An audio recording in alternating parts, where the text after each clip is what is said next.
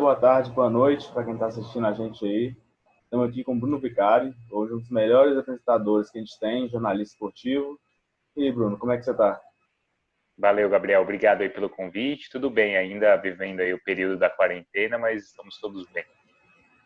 Eu falo que você é um dos melhores hoje, você incentiva muita gente, como eu, como meus alunos, como quem estuda comigo, a gente já conversou sobre isso. Você tem noção, velho, que você está incentivando tanta gente a entrar no jornalismo assim por sua causa? Incentivar não, acho que isso é realmente algo assim novo até, né?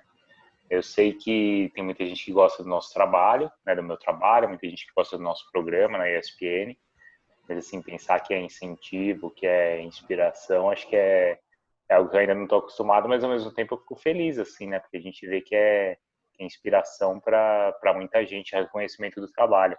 Então eu sei que muitas coisas que eu já fiz na minha carreira, tem muitos jovens que querem ainda construir, né?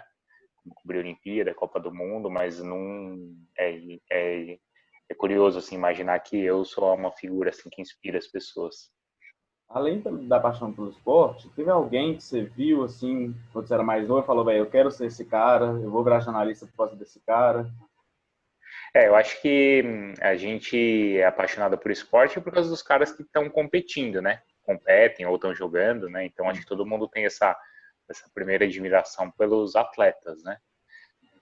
Aí depois, quando eu fui ficando, né, não criança, mas adolescente, eu sempre assistia a vários programas de televisão, como vocês assistem também. Eu ouvia no rádio, né? Então, eu passei também inicialmente não admirar essas pessoas, mas você cria uma identificação, né? Porque você está sempre Sim. assistindo as mesmas pessoas, ou ouvindo, acompanhando, então você meio que se sente como se essa pessoa fosse assim da sua casa, sei lá, um amigo, né? Porque você acompanha, sei lá, quase que todo dia. Então, assim, foram vários profissionais que eu acompanhei, muitos, a maioria até eu consegui trabalhar junto, isso é um privilégio, né, da minha carreira, eu acho. Quando eu comecei a trabalhar, eu entrei na Rádio Jovem Pan, era uma rádio que eu ouvia muito, então eu trabalhei com todos os caras que eu ouvia, o Milton Neves, o Cláudio Karsug, o Vanderlei Nogueira, o Flávio Prado. E depois, quando eu fui para a ESPN, eu também trabalhei com outros. Então, quando eu era pequeno e eu assistia ao Cartão Verde, que era um programa que tinha aqui em São Paulo, Sim. era o Juca Kfouri, o Flávio Prado e o Trajano. Então, eu já tinha trabalhado com o Flávio e depois eu fui trabalhar com o Juca e com o Trajano, na ESPN. Ah, sim. Hoje a gente sabe que a ESPN é um dos maiores canais esportivos do Brasil, se não o maior. Como é que foi? Você recebeu o convite? Você teve a oportunidade de ir para a ESPN? É, quando eu recebi o convite, eu trabalhava na televisão aberta, né? Isso é até curioso, porque, assim, muitas vezes hoje é o caminho contrário, né? Às vezes a pessoa começa na TV fechada e vai para uma TV aberta. E comigo, não. Eu trabalhava no SBT, que é a segunda emissora aberta, né, de audiência no Brasil. E aí eu fui convidado para ir para a ESPN depois da cobertura que eu fiz pelo SBT na Copa do Mundo de 2014. Então, assim, foi bem diferente porque eu estava no SBT, que não é propriamente uma emissora que tem, assim, no esporte a sua principal atração, e estava indo para a ESPN, onde é o altíssimo nível do esporte, né, como você Brasil, falou. Então foi um convite, assim, foi muito legal, assim, foi também o reconhecimento do meu trabalho, né, e reconhecimento do trabalho de todo mundo ali do SBT. Se eu no SBT me destaquei a ponto da ESPN me chamar, então mostra que o nosso trabalho ali na Copa de 2014 foi bem feito. sim.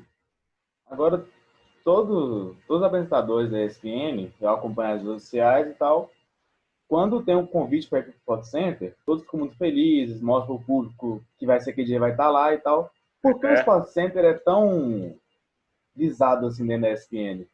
sim, porque o Sport Center acho que é uma marca mundial. Então, quando a ESPN chegou aqui no Brasil, e eu lembro quando a gente tinha, isso faz 25 anos, né? Um pouco mais, assim. A primeira coisa que você pensa na ESPN é no Sport Center, porque ele é um programa que é, assim, mundialmente consagrado, né? O carro-chefe da ESPN nos Estados Unidos. Então, assim, essa marca, né? O Sport Center é uma marca muito forte.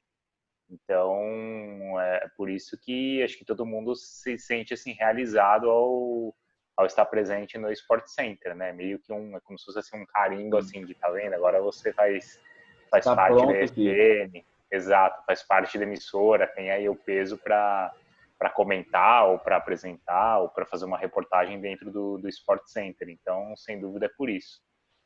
E qual Porque, canal? assim, você imagina que a ESPN em todas as né, em todas as Sim, emissoras, né, da ESPN pelo mundo, todas têm os seus programas, né? Como aqui no Brasil tem, por exemplo, sei lá, o o Linha de Passe, ou debate. o Bolo da Vez, o BB Debate, isso. No México existem outros lá, Futebol Picante, o Cali Escutia, na Argentina também. Nos Estados Unidos existem vários programas, o Get Up, o AM, mas assim, todas têm o Sport Center. Então o Sport Center é tipo o carimbo da ESPN. E qual que é a maior diferença de você apresentar o Sport Center para, no seu caso, apresentar o BB Debate, por exemplo?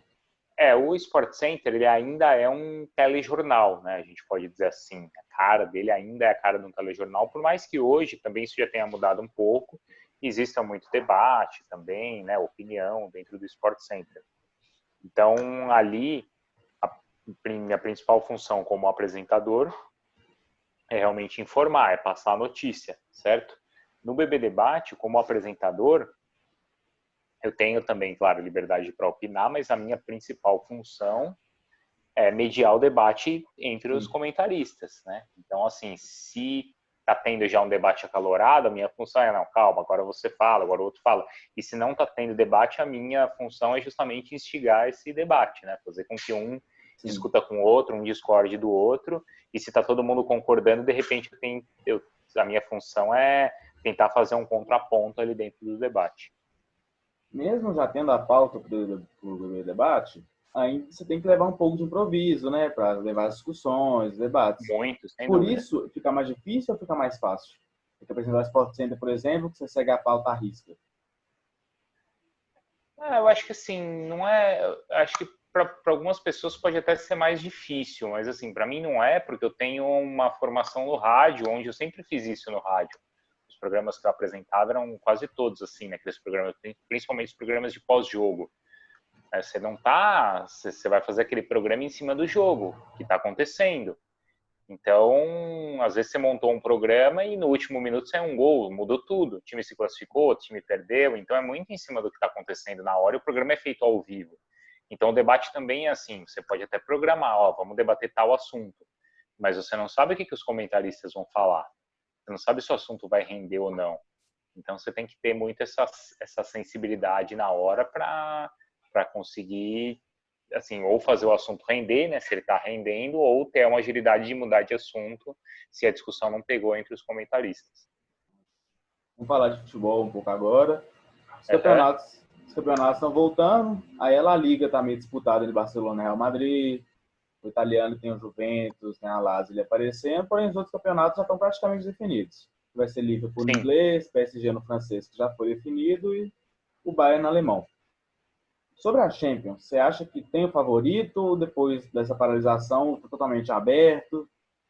Então, acho que essa é uma boa pergunta, porque assim, tá todo mundo meio que na expectativa, né, para ver o que vai acontecer, porque acho que assim o Bayern voltou muito bem. A gente só não sabe se ele conquistando já agora o campeonato, se depois ele vai ficar um período assim sem jogos competitivos e se isso pode atrapalhar o time quando a Liga dos Campeões voltar.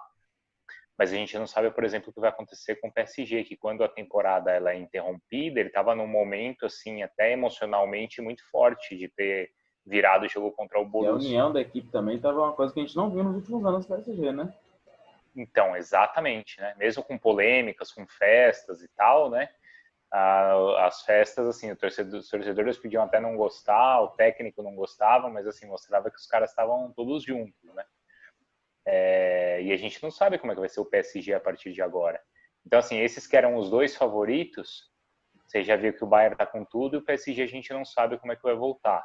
Agora o Barcelona voltou muito bem também, né? Vamos ver agora, agora nessa quarta volta do campeonato inglês, vamos ver o Manchester City, né? Tem a disputa aí com o Real Madrid. Então, assim, ainda tem muito ponto de interrogação sobre essas equipes, mas claro, a primeira resposta que a gente já teve que foi a do Bayern foi a melhor possível, né? Você acha que esse ano, como a Champions pode ter um formato diferente, é o melhor ano para dar uma zebra? Às vezes aparecer um Atalanta ali, um Lyon crescendo. Você acha que é mesmo assim É, os favoritos são aqueles mais tradicionais? Eu acho que assim, a gente não sabe ainda exatamente como é que vai ser, né? Mas, por exemplo, um mata-mata, ele já assim, proporciona, ou no mata-mata é possível que você tenha zebra, mas no mata-mata de 2 jogos, normalmente o melhor passa. No mata-mata de um jogo, isso fica ainda mais aleatório, né? Esse favoritismo diminui, porque é um jogo só, né? Onde, sei lá, você pega um cara que não tá num dia bom, o outro time que tá, não, né? Acabou, né? Não tem mais conversa. Então, eu acho que sem dúvida, se a competição diminuir, se for tudo em um dia só, um jogo só, no mesmo lugar, campo neutro, acho que sim, né? Acho que pode favorecer sim a uma zebra, mas, cara, aí vai ser zebra mesmo, vai ser Sim, surpresa. Não dá para apontar a Atalanta como favorita, né? Se ela chegar, ela pode ali se aproveitar dessa brecha, mas não que ela seja favorita por causa disso. sim. Aproveitando agora que a gente falou um pouquinho do PSG, a France Football já falou que não vai ter eu acho que já está certo que não vai ter a bola de ouro, mas caso tenha, eles voltem atrás ou no imaginário. Quem vocês apontam os 3 melhores do mundo nessa temporada? Boa pergunta. Bom, o Neymar ele tava caminhando para isso, né? Com o que ele fez aí no campeonato francês, apesar de ter se contundido muito também, né? E na própria Liga dos Campeões. E não era propriamente o melhor ano do Messi e do Cristiano Ronaldo. Por mais que assim a regularidade do Messi seja impressionante. A gente viu aí que ele acabou de fazer 20 gols com o gol que ele fez no final de semana, foi o 20º no Campeonato Espanhol. São 12 anos seguidos fazendo mais de 20 gols. Isso mostra, pô, 12 anos que o cara tá no auge, não vive momento ruim. Então, assim, um ano que a gente fala que não é um ano tão bom, é um ano que o cara fez 20 gols. E um E que ano tá ruim aí, para o Cristiano Ronaldo também, esse ano ele está com 12 jogos e fez 13 gols. Foi para descanso. exato, E isso, e tem uma média de um gol por jogo na Liga, né? No Campeonato Italiano. No para os Campeonato dois é Italiano, pouco, né? nesse é pouco. Porque nesse sentido a gente viu, sei lá, o Immobile com praticamente a mesma marca ali na Itália, né? E assim, o Lewandowski também nessa sequência aí já de muitos gols todo ano, e o Haaland que apareceu muito nessa temporada também, né? Acho que ainda não é para o Haaland brigar, porque ele foi um fenômeno, mas assim, o Borussia não vai ser campeão alemão e já caiu na Champions, então acho que não é um ano para ele brigar por No isso. jogo crucial ele não conseguiu resolver, né? Não que a gente ele fez os gols também, Sim. né? Não que a gente cobre isso dele, já é fantástico o que ele fez no ano, mas ele ainda está atrás, por exemplo, do Lewandowski, que pode levar o time aí à conquista da Champions League e do Campeonato Alemão. Sim. Agora, mudando agora para o futebol brasileiro, a gente tem o Flamengo hoje, que é a maior potência que a gente está tendo, Uhum. e tivemos a parada agora por causa do coronavírus. Você acha que essa parada vai fazer o Flamengo ficar mais perto dos outros times ou que o Flamengo vai disparar de vez? Eu acho que eu estou mais para a segunda opção. Normalmente, quando eu tenho a paralisação, ela é pior para o time que está bem. Porque assim, a equipe já está num embalo e às vezes ela não tem mais para onde evoluir, certo? Aconteceu isso, por exemplo, no ano passado, quando teve uma paralisação ali na Copa América, o Palmeiras estava bem e quando as coisas voltaram, ele perdeu esse embalo todo. O do Flamengo eu achei diferente porque a gente não sente acomodação, né, dos jogadores, teve um ânimo aí da renovação do Jorge Jesus também, mas ao mesmo tempo, porque é o único time que está treinando. Então é possível que quando as coisas voltem, os outros times ainda demorem um tempinho para pegar ritmo e ele seja o que tenha a melhor condição, né? O Então, Flamengo pode física. estar mais preparado, né? Pode estar mais preparado, exatamente. Então, por exemplo, estão falando já em voltar ao campeonato carioca no final de semana. Botafogo e Fluminense não estão treinando, o Flamengo já está, já faz mais de um mês que o Flamengo está treinando. Então, acho que a tendência é muito mais ele abrir ainda mais vantagem do que os outros chegarem perto. Sim. Ô, Bruno, agora uma pergunta crucial. Acho que você já deve ter escutado essa pergunta várias vezes. Todo apresentador que vai, eles perguntam. Messi ou Hum. Cristiano Ronaldo? Eu acho que o Messi é melhor, mas o Cristiano ainda é um cara de feitos maiores. O que ele já fez na Inglaterra, né, ganhando Champions também pelo United, depois no Real Madrid, com a própria seleção portuguesa. Então essa história é muito legal. A gente ainda não viu na Juventus, por mais que tenha sido campeão italiano, a gente, sei lá, ainda não viu assim o cara ganhar uma Liga dos Campeões com a Juventus, mas eu acho que os feitos do Cristiano, depois de mudar de time, né, ou assim, de conquistar competições diferentes, de levar Portugal a um título da Euro, levar Portugal a uma Copa, em uma situação difícil como estava ali com a Suécia, né, na repescagem, eu acho que nesse sentido os feitos do Cristiano são maiores, mas tecnicamente eu acho o Messi melhor. Pode ser que quando os dois encerrarem, o Cristiano Ronaldo seja mais lembrado, né? Pelos títulos. Eu acho que ele vai ser mais lembrado, acho que os dois vão ser lembrados para sempre, como, sei lá, Federer e Nadal. Vai ser sempre a disputa ali de um contra o outro, vai ter espaço para lembrar dos dois. Até porque os títulos do Messi, todas as vezes que ele foi eleito o melhor do mundo, isso daí, sem dúvida, tudo isso faz com que ele seja eterno também. Agora, Bruno, para terminar, manda uma palavra aí para os jornalistas ou quem quer ser jornalista que se inspira em você, os passos que podem dar, o que você pode falar para quem está começando agora. Eu acho que assim, é um momento que vocês têm que aproveitar bastante o que vocês estão encontrando aí na faculdade, principalmente de discussões e aprendizados, mas essa questão de ter oportunidade nas aulas para discutir, para ouvir outros lados, para debater, acho que isso é uma coisa que eu aproveitei muito na faculdade. E depois, claro, quanto antes, quando vocês conseguirem entrar no mercado e aprender ali na pele o que é ser jornalista, é legal também, é fundamental. Então, não tenham preguiça de trabalhar, jornalista realmente não pode ter. E é isso, se dediquem, saibam que para quem for especialmente fazer jornalismo esportivo tem que abrir mão de muita coisa, tem que abrir mão de final de semana, tem que abrir mão muitas vezes da família, porque a gente realmente... do time também, mas assim, a gente, exato, porque às vezes você fala assim, pô, eu quero ser jornalista esportivo porque eu quero cobrir a final do meu time, sei lá. Só que às vezes o seu time vai estar na final do campeonato e você vai estar cobrindo uma outra final, um outro jogo, e você não vai estar vendo. Então, sabe que muitas vezes também abre mão disso, né? Mas assim, se vocês gostam, tenho certeza que vale a pena. Então é isso, Bruno. Muito obrigado mais uma vez. Boa. Então, até mais. Sua rede social, vou colocar na descrição aqui. Compartilhe para todo mundo. Boa, me marquem aí.